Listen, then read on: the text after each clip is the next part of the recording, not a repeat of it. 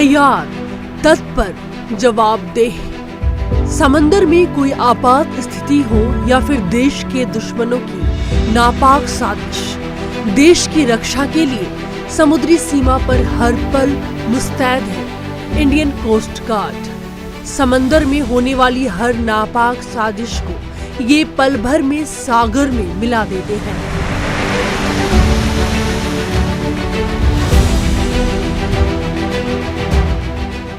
Indian coast guard Bharat में एक महत्वपूर्ण समुद्री कानून निषेध, खोज और बचाव एजेंसी है। इसे आधिकारिक रूप से 1978 में स्थापित किया गया था ताकि समुद्री अपहरण के खतरों का सामना किया जा सके और गैर सैन्य सामुदायिक समुद्री सेवाएं प्रदान की जा सके। इंडियन कोस्ट गार्ड रक्षा मंत्रालय के अधीन काम करता है। भारतीय तटरक्षक का इतिहास 1960 के दशक में शुरू हुआ था, जब समुद्र से लगातार लूटपाट की घटनाएं बढ़ रही थी और भारतीय अर्थव्यवस्था को भी कहीं न कहीं चुनौती मिल रही थी।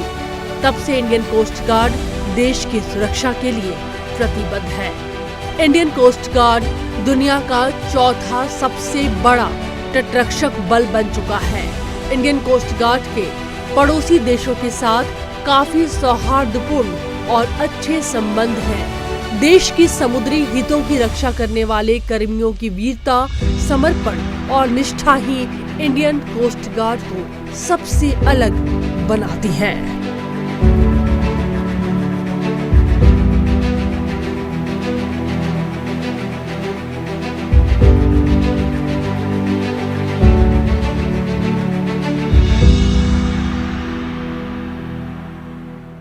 नमस्कार, आप देख रहे हैं सक्षम भारत। आपके साथ मैं हूं प्रांजलि सिंह और आज का यह एपिसोड इसलिए भी खास है क्योंकि हम आपको लेकर के आए हैं लक्षद्वीप और मेरे बैकग्राउंड में ये कोस्ट गार्ड का हेडक्वार्टर है। इस वक्त जहां पर आप मौजूद हैं ये कवरत्ती है। वयम रक्षामा ये कोस्ट गार्ड का आदर्श वाक्य है, मतलब हम रक्षा करते हैं। बहुत दूर तक, बहुत बड़े क्षेत्र में समुद्री तट की रखवाली करने का काम कोस्ट गार्ड को ये जिम्मेदारी सौंपी गई है, जिसे कि वो बखूबी निभा रहे हैं। लेकिन इसके पीछे क्या चैलेंजेस होते हैं, लक्षद्वीप में कोस्ट गार्ड के होने का मतलब क्या है, आज हम सब कुछ समझेंगे विस्तार से। चलिए चलते हैं कोस्ट गार्ड के हेडक्वार्टर के अंदर, हम आपको लेकर के चलते हैं और वहां पर समझते हैं सारी बातों को काफी बारीकियों के साथ।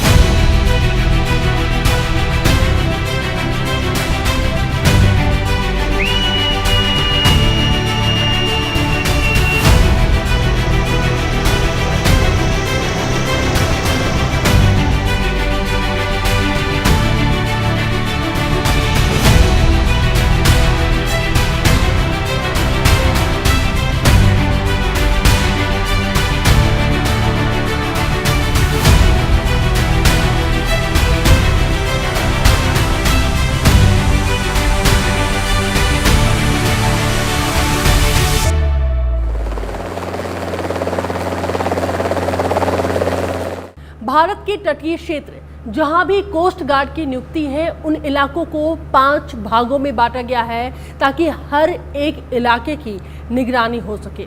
हर क्षेत्र का अपना हेडक्वार्टर होता है और जितने भी क्षेत्र हैं उन्हें जिलों में बांटा जाता है। कोस्ट गार्ड कैसे इन इलाकों में अपनी नजर को बना करके रखे हुए हैं ताकि आप और हम सुरक्षित हैं, आइए समझते हैं।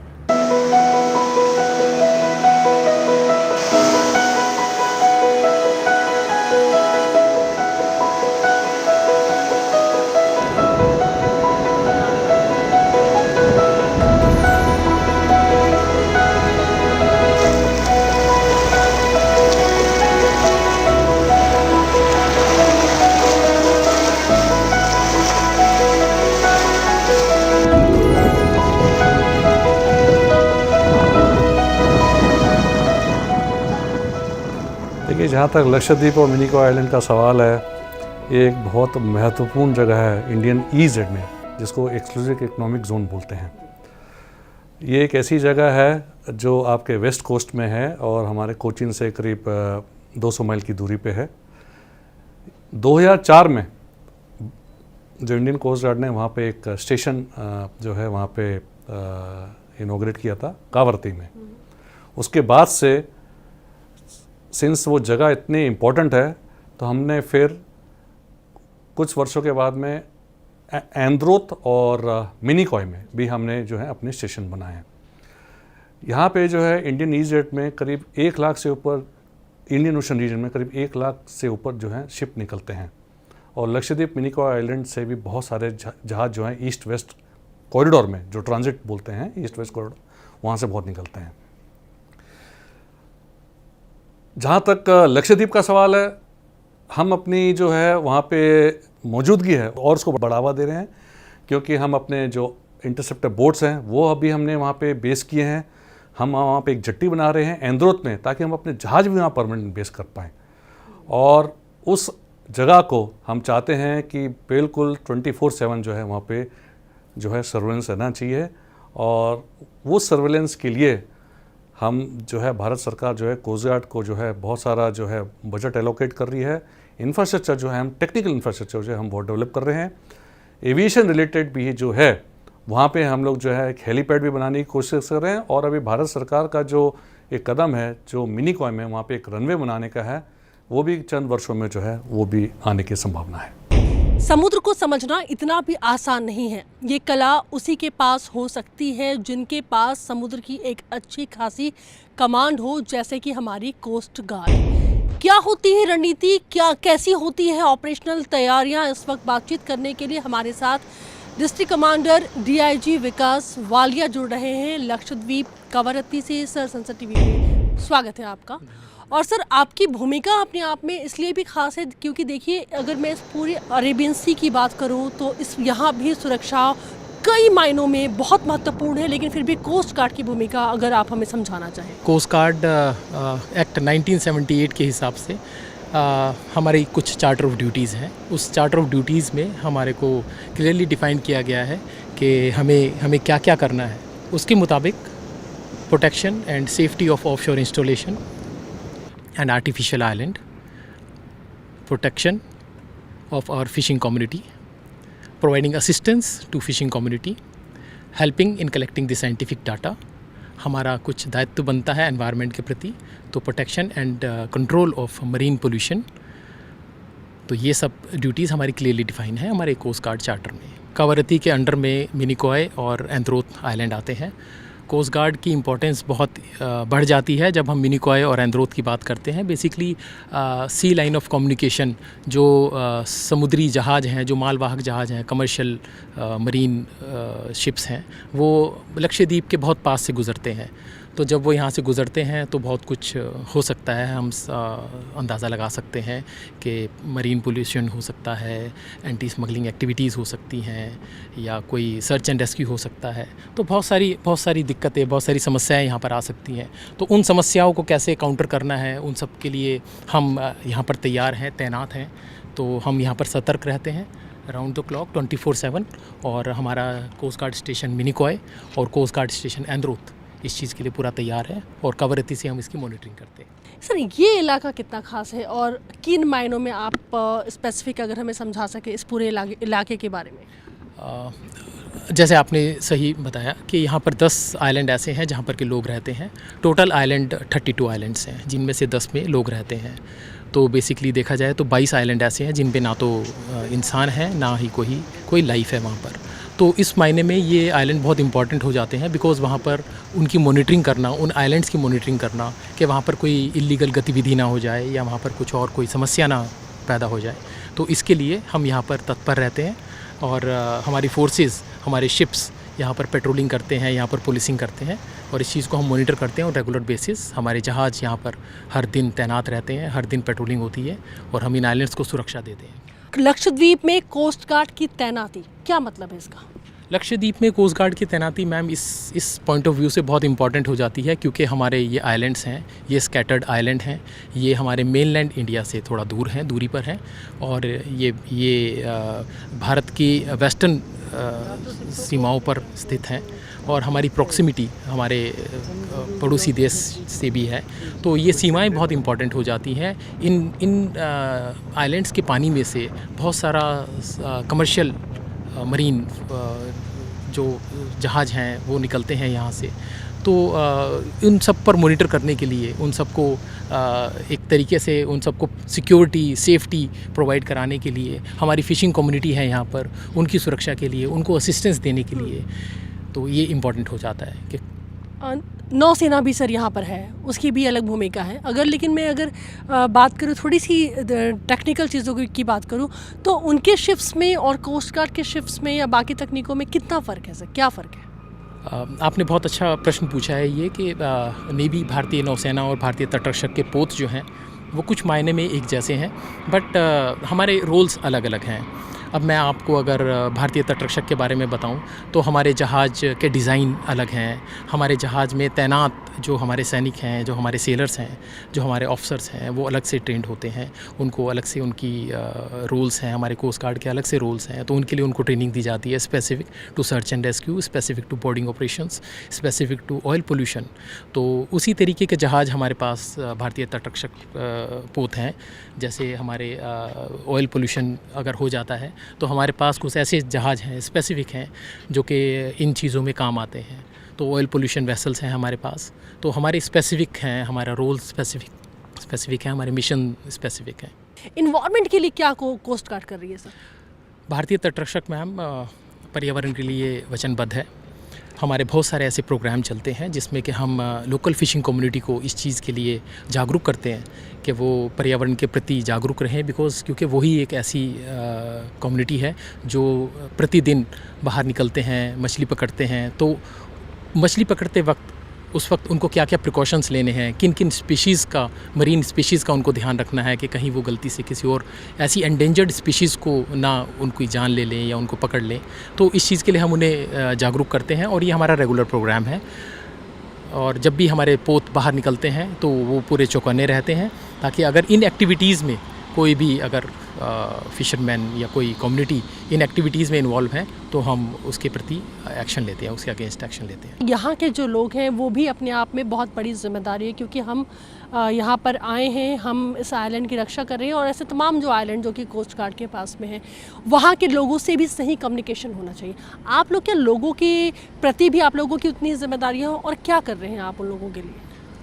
बिल्कुल, ये हमारा दायित्व बनता है कि जिस एरिया में हम रहते हैं वहाँ के लोगों को, स्पेशली जो फ़िशिंग कम्युनिटी हैं, हम उनको अपना परिवार की तरह मानते हैं, उनको जागरूक करते हैं।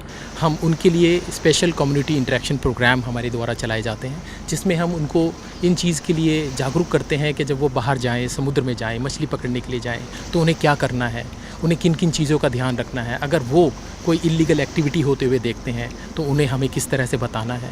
हम उनको इस चीज़ के लिए जागरूक करते हैं कि जब वो बाहर जाते हैं, मौसम ख़राब होता है, उन्हें कोई दिक्कत होती है, समस्या होती है, तो उन्हें अपने जहाज़ों में क्या क्या उपकरण रखने हैं, कौन कौन से इक्विपमेंट रखने हैं, उन इक्विपमेंट्स को कैसे यूज़ करना है, और जब ज़रूरत पड़े तो उन्हें हमें किस तरह से बताना है। तो हम उन चीज़ों के लिए उनसे रेगुलर बेसिस पर इंटरेक्शन करते हैं। इसको हम कम्युनिटी इंटरेक्शन प्रोग्राम करते हैं। इन एडिशन टू दैट, उनको हम अपने साथ बांधने के लिए हम अपने कुछ प्रोग्राम चलाते हैं। जैसे हम कई बार मोटरसाइकिल रैली करते हैं, हम साइकिल रैली करते हैं, हम योगा प्रोग्राम्स चलाते हैं, ताकि हम सब एक परिवार बन सकें, और ये रेगुलर बेसिस पर होता है। सर, हेल्थ के लिए भी हमें कोस्ट गार्ड बहुत जागरूक नज़र आया, और ख़ास करके हमने मॉर्निंग में कई यहाँ पे पीटी प्रोग्राम्स, एक्सरसाइजेस वगैरह हमने देखे। इस बारे में अगर आप हमें बताना चाहें सर। बिल्कुल मैम, मैं आपको बताना चाहूँगा कि हर किसी इंसान का अपनी सेहत के प्रति रुझाव होना चाहिए। तो ऐसे ही रुझान हमारा भी है। हम अपनी फ़ोर्स को स्वस्थ रखने के लिए सुबह 6:30 बजे हम हमारे ग्राउंड में आ जाते हैं, आपने जैसे बताया, और हम पूरा 1 घंटा तक हम सुबह व्यायाम करते हैं।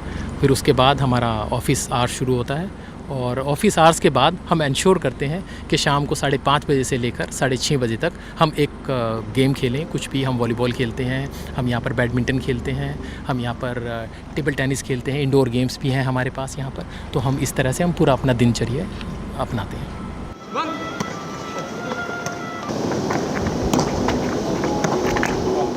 हमारा हर साल एनुअल मेडिकल होता है, और S1A1 कैटेगरी होती है, क्योंकि जहाज़ों में हम लोग मेडिकल कैटेगरी के लोग पोस्टिंग कर पाते हैं। और मेडिकल कैटेगरी जो है अपग्रेडेड रहना बहुत ज़रूरी है, बिकॉज ऑफिसर के और सेलरों का कैरियर का सवाल भी होता है। सो उसमें कोई दो राय नहीं है। अगर आप जहाज़ में गए हो इंडियन कोस्ट गार्ड में, तो वहाँ पे हमारे यहाँ जिम फैसिलिटी, एक्सरसाइज वगैरह सब हम लोग वहाँ पे करते हैं। हमारे बेस में भी जो है एक पूरा रूटीन होता है जहाँ पे फिज़िकल एक्सरसाइज पे जो है बहुत ध्यान दिया जाता है, योगा पे ध्यान दिया जाता है, और physical fitness is the key for everything. Ships company सावधान, शिप्स कंपनी टोपी उतर। Coast guard act 1978, ships company टोपी पहन। विश्राम, आराम से। I'm presently posted as the District Technical Officer of this headquarters. Basically, my primary duty here is to assist, give technical assistance for the afloat units which are under the command of this headquarters, and also for the ships which are on patrolling to Lakshadweep area. Apart from that, I am also looking after the infrastructure development of a Coast Guard at Lakshadweep, and also presently carrying out the executive officer duties also, where the administration of the headquarters is being looked after by me. As you know, these islands are the distance between the islands are not that less. However, it is also not as connected like the roads or something. So any technical requirement which is required in other islands, basically we have our stations there at Minicoy and Androth as of now. So any technical assistance which is required at that part of islands, that also is being guided from this headquarters under my guidance as the technical officer of this headquarters. But we have got our technical people there also who can assist to the afloat units. They're doing patrolling at these areas like Androth and Minicoy. समुद्र अपने आप में किसी खजाने से कम नहीं है, और इस खजाने की रक्षा करना भी अपने आप में बहुत बड़ी जिम्मेदारी है, जिसे कि कोस्ट गार्ड पूरी ईमानदारी के साथ निभा रहा है। चाहे फिशरीज डिपार्टमेंट हो, हमारे पोर्ट्स हो, चाहे वो ट्रेड रूट हो, या फिर हमारी जनता ही क्यों ना हो, हमारे नागरिक ही क्यों ना हो, जो कि समुद्री रास्ते से सफ़र कर रहे हैं, उनकी सुरक्षा से लेकर के पर्यावरण की चिंता भी कोस्ट गार्ड के पास में है। और निश्चित तौर से इन सारी भूमिकाओं में ये कोस्ट गार्ड की अगर हम बात करते हैं तो वो खरा उतर रहा है। और जो उनका आदर्श वाक्य है, वयम रक्षामा, यानी कि हम रक्षा करते हैं और रक्षा करते रहेंगे। This is the 6th remote operating station in Indian Coast Guard, and this is our area of operation Lakshadweep. This is where we operate. Under this ROS Kavarati, we have 6 radar stations at various islands, which comprises inhabited and uninhabited islands. Under these 6 radar stations, there are certain equipment fitted at each radar station. These are the equipment that are fitted in each radar station, like radar, AES and a metadata that can be calculated at various islands. A very good afternoon to you. Confirm your last port of call and next port of call. I repeat, confirm your last port of call and next port of call. Over. Yes, last port was Malacca, Malaysia. Malacca, Malaysia. Next port will be Fujairah, UAE. Over. Copied. Confirm total number of crew and nationalities of crew. Over. All crew board, 25 person, including the master. All Filipino crew. Over. ये आपका coastal security network है, surveillance system है, जो phase 1 complete हो गया। जो phase 2 है वो इस साल के अंत तक कंप्लीट हो जाएगा। तो हमारा ये उद्देश्य था कि हमारा जो पूरा कोस्ट है, और including islands Lakshadweep and Andaman, वो भी जो है पूरी तरह से इलेक्ट्रॉनिक सर्वेलेंस में होना चाहिए। और हम चाहते हैं कि कोई भी शिप या कोई भी फिशिंग बोट या कोई भी ऐसी वेसल है जो इंडिया में एंटर करे, हमारे को उसके बारे में मालूम होना चाहिए। तो इसीलिए हमारे कोस्टल सिक्योरिटी नेटवर्क में हमने जो है रडार स्टेशन वगैरह लगाए हुए हैं, इलेक्ट्रो ऑप्टिक्स कैमरा लगाए हुए हैं, मेट सेंसर्स लगाए हुए हैं, और ये जो हैं सीमलेसली कनेक्टेड हैं हमारे सोर्स स्टेशन के साथ में। Radar operating stations, radar operating regional operating centres जो हमारे 5 रीजनल हेडक्वार्टर में है। एंड इसमें क्या होता है कि जितने भी हमारे लोग हैं, इनको जो मैन कर रहे हैं, वो जितने भी शिप्स या आपके वेसल्स जो हैं इंडियन वाटर में एंटर करते हैं, अगर उनका ऑटोमेटिक आइडेंटिफिकेशन नहीं आ रहा है, सो फिर हम जो हैं अपने जो नियरेस्ट जहाज़ होते हैं उनको मैसेज दे देते हैं, और वो जाके उन कॉन्टैक्ट्स को इन्वेस्टिगेट करते हैं जो कि उनका जो डिटेल्स जो है हमारे सिस्टम में नहीं आता है।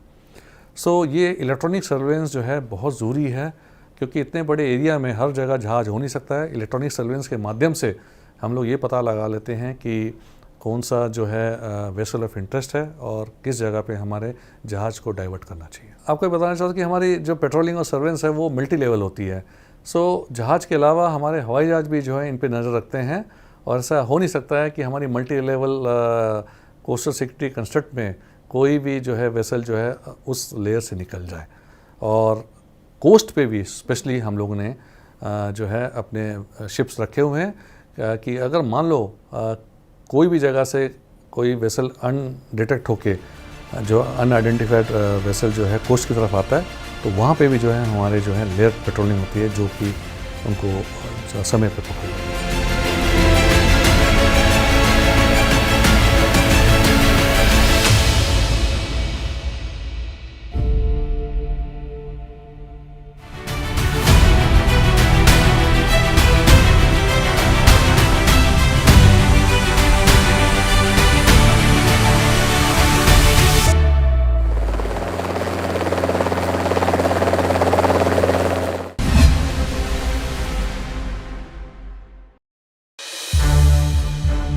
संसद टीवी के और भी प्रोग्राम्स देखने के लिए सब्सक्राइब करें हमारा YouTube चैनल और हाँ, इन्हें लाइक और शेयर करना ना भूलें।